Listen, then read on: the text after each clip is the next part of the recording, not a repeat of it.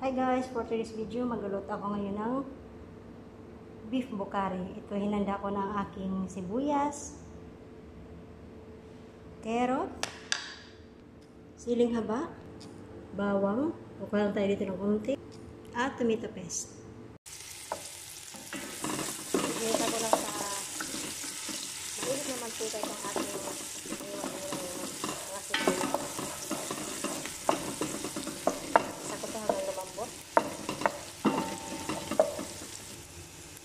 Ayan, malambot ang aking sibuyas. Isunod ko naman itong bawang.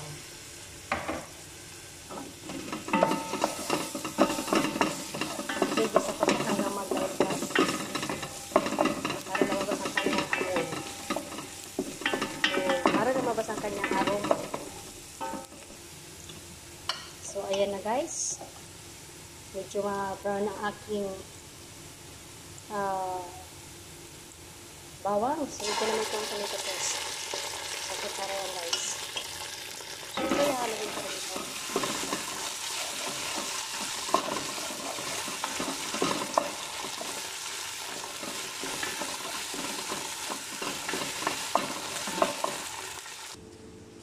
Ito naman ang aking beef. Minarinate ko ito ng overnight sa lemon juice, asin, buharat, turmeric powder, chili flakes, paminta. Yun lang.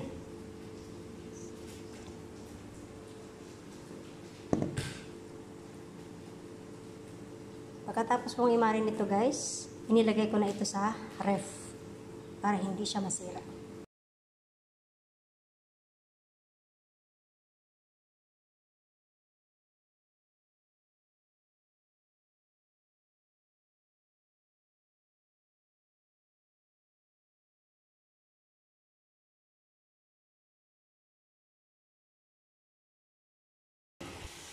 Ito na nga guys, ginisa ko na itong baka dito sa sibuyas.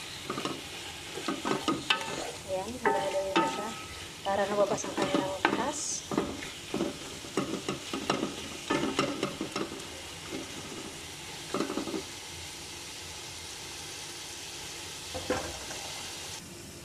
Tingnan ko nga ito guys.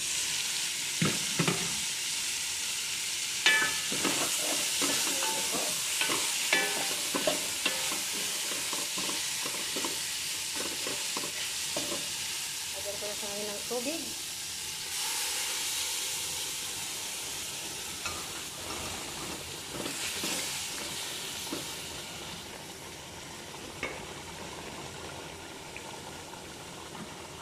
Tatakpan ko na. Balikan ko guys itong aking niluluto. Bubuksan ko ulit.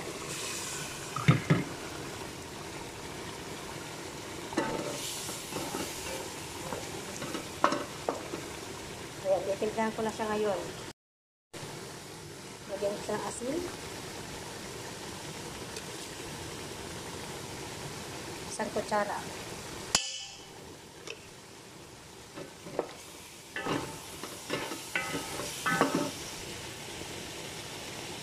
Turmeric powder. Isang kutsara din. Lagyan ko muna para hindi magbubuo yung turmeric powder.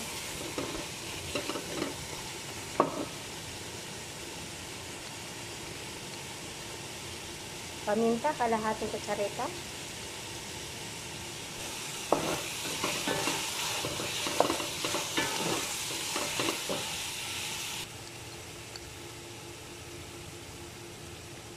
Isang kutsaritang buong kamon. Isang kutsarita ding powder na kamon. Haluin ko muna ito para i-absorb ng karning baka ang lasa ng mga nilagay kong ingredients. Ilalagay ko na rin itong cinnamon stick, cardamom na buo at saka cloves.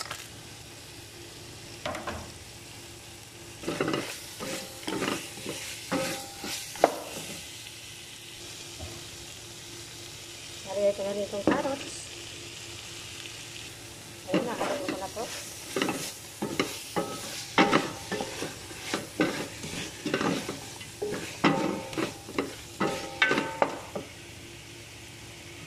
At talagyan ko na siya ng tubig.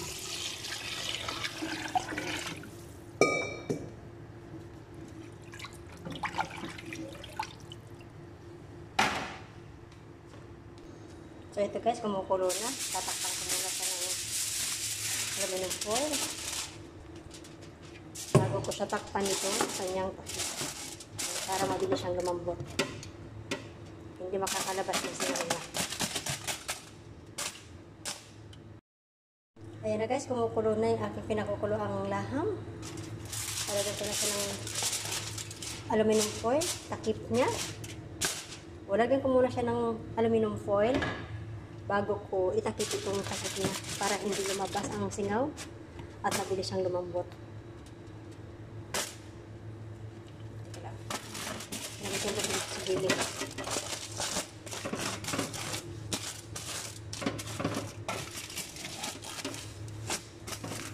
Palambutin ko to sa mahinang apoy lang. Makalipas ang 30 minutes guys o 30 minutos, bubuksan ko na ito para tingnan kung malambot na siya.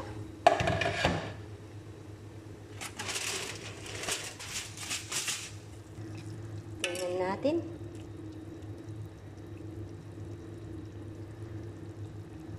Malambot na. Ito.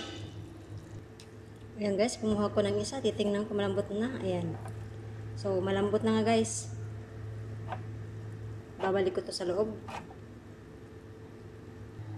At ngayon naman guys, ilalagay ko na ang pinalambot na bigas.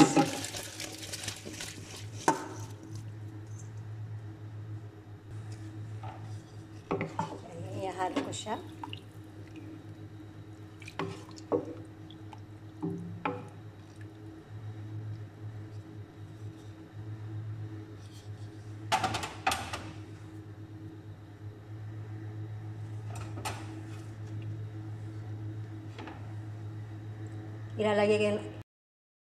Ilalagay ko na rin naman itong siling haba, 4 na piraso.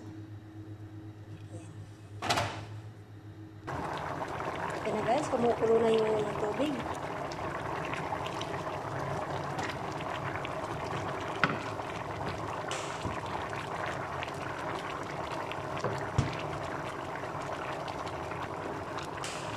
Tingnan ko kung malambot na ang bigas. Kunti pa.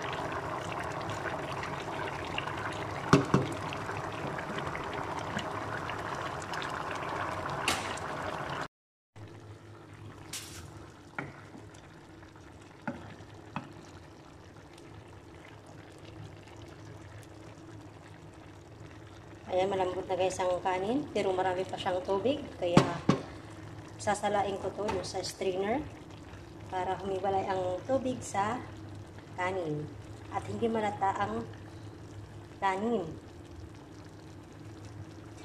O, sasalain ko ito gamit ang strainer para hindi malata ang kanin. Ito na guys, ibinabalik ko na yung kanin dito sa kaldero.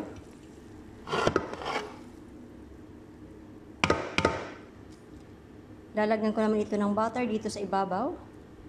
At tiknot nga pala guys, before ko ilagay itong kanin sa loob ng kaldero, ninahiran ko nga pala ito ang kaldero, itong kaldero sa ng butter.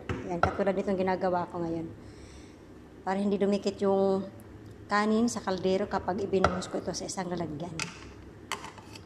So itong natira, ayan, lagay ko dyan sa gitna. At ngayon ay tatakpan ko naman ito ng aluminum foil. Ilalagay ko naman itong takip niya.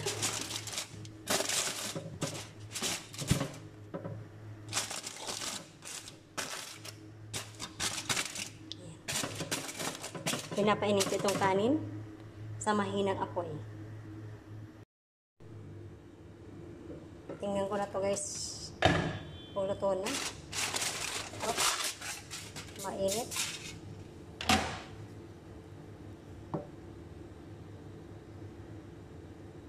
So, okay na guys. Nainin na siya o naluto na ang kanin. Patayin ko na siya ng apoy. So, ito na guys, ang aking finished product. Ang aking beef bukari. Ayan, luto na at nai-arrange ko na ito dito sa isang lagayan. Nakakatakam. Ganun lang kadali guys, magluto ng bukari. Napakasimple lang ng kanyang mga ingredients. Kung wala kayong makikitang buharat powder dyan sa atin o sa inyong mga kusina, huwag na kayong maglagay ng buharat powder. Gamitin nyo na lang ng bitchin at magic sarap. Diba? Ganun pa rin yun. Kasi karamihan sa Middle East lang kasi ang buharat. Meron yung buharat para sa laham. Meron din para sa manok. Kaya kung wala sa mga kusina nyo, huwag nyo nang lagyan. Gumamit kayo ng ibang optional. So, itong aking bukari, dahil nga meron ako dito sa kusinang buharat powder na para sa beef, nilagyan ko na siya. So, ito yung kompletong bukari. Matatawag talaga tong Arabic food. Kasi meron siyang buharat. O, diba? So, ngayon guys, salamat sa panonood. Kita-kita tayo sa susunod yung video. Tatakpan ko na ito.